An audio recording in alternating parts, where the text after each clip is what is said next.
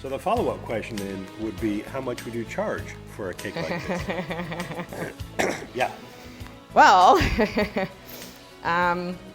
my price, I mean, remember, I'm in San Diego, California.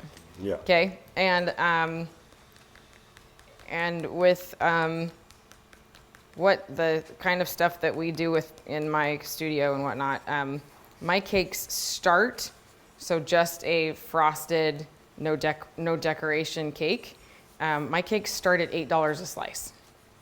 And I'm not the most expensive in town. There's somebody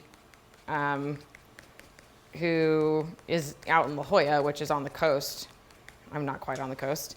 That they start at $14 a person. Nice.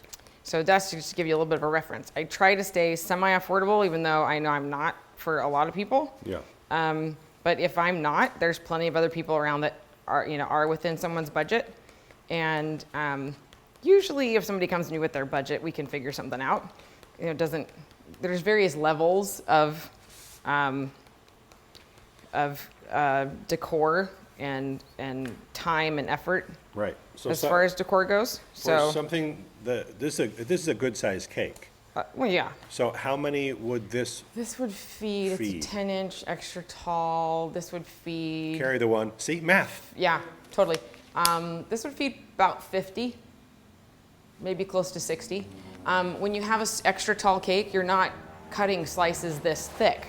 That would make somebody throw up. So you're cutting very thin slices because it's as a slice looking like that, it's still going to cover an 8-inch plate. So you cut very thin slices. You said $8 per slice? Mm-hmm. That's what you start with? Oh yeah, do the math. Sorry, I can't do that much in my head. It's okay. That requires... so you're looking at about $480. Just for frosted at $8 a slice. This, with all this stuff, we're getting upwards of 16, 17 a person.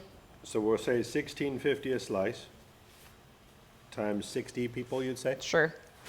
Okay, so you're looking somewhere about $1,000, $990. Right. Yeah, that's about right. Here in San Diego. There you go. Yeah, you got travel costs and all kinds of stuff. If there's delivery involved, that's right, something there's else. all kinds of things. Yep. And while I'm doing this, since you've already seen this a few times, all of our cakes get a custom-made cake board. Wow. Because one of my biggest soapboxes is I'm very, very, very anti bakery boards. What I like to say is, would you put the Mona Lisa in a Walmart frame? No. Or would you put the Statue of David on a wood pallet? No. So if I take a week to make something that fantastic looking, do I want to put it on a stupid silver $3 bakery board? No. The board is part of the art. And boy, let me tell you, when I judge cake shows, it's the first thing I look at is the board. Wow. In fact, oh yeah. In fact, there's cake shows that I've judged for many years now that I'm actually in the rules that they hand the people. Make sure you cover your cake board or charity will mark you down. There you go. Done. There's no reason for it. So with that said. Okay. Can you see cake board? The cake board? Oh yeah. So this is what we do, and it's covered in plastic so that we can still work on it. And if it's just frosting, it's not gonna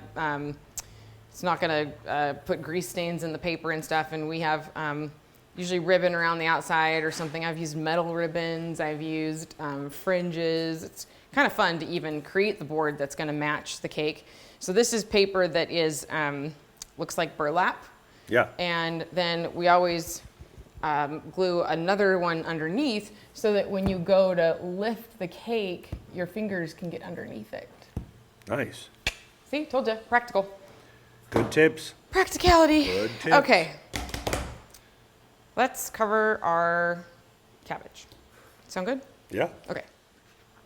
Okay, I'm just going to do a slight scrape on this guy. I don't want big indents in it. So now I'm using the same paint trimmer to just kind of smooth out the the lines that my offset or my spatula made. And that's been in the refrigerator for Freezer. for about 35, 40 30? minutes. Is it 30 been that minutes? long? Yeah. Okay.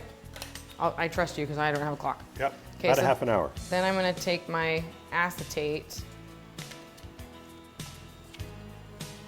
See how it just kind of smooths things out just a little bit more, It's nice. right? Yep.